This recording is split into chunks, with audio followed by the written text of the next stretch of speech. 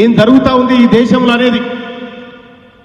ఎన్నికల సంఘాన్ని దుర్వినియోగం చేస్తూ పంజాబ్లో చండీగఢ్లో పట్ట పగటీలి అక్రమాలకు పాల్పడి అక్కడ దొరికిపోయినారు. మొన్న సూరత్లో ఏం జరిగిందో మీ అందరికీ తెలుసు.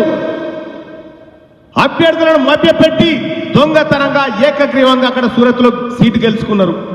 రేపొద్దుగాల నరేంద్ర మోడీ గారికి ఓటు వేస్తే, భారతీయ జనతా పార్టీ ఓటేస్తే 1 నేషన్ 1 ఎలక్షన్ కాదు, 1 నేషన్ 0 ఎలక్షన్ అవుతుందని చెప్పి నేను తెలియజేస్తా ఉన్నా. ప్రజలు ప్రజాస్వామ్యాన్ని కాపాడుకోవాల్సినటువంటి అవసరం ఉంది.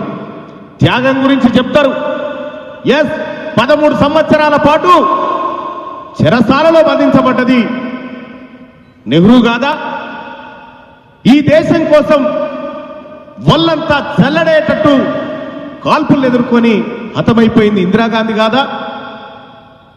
మాంసపు ముద్దను తెచ్చుకొని నా తండ్రి పోలి ఇగో ఇట్లా ఉండడం చూసి ఏడ్చిన పిల్లలు సోనియా గాంధీ గారి కూతురు కాదా? ఈ కుటుంబం చేసిన త్యాగం ముంగట ఈ త్యాగం ఎక్కడ ఉందని నేను అడుగుతా ఉన్నా. ఇవాళ భారతీయ జనతా పార్టీ దేని గురించి మాట్లాడుతుంది?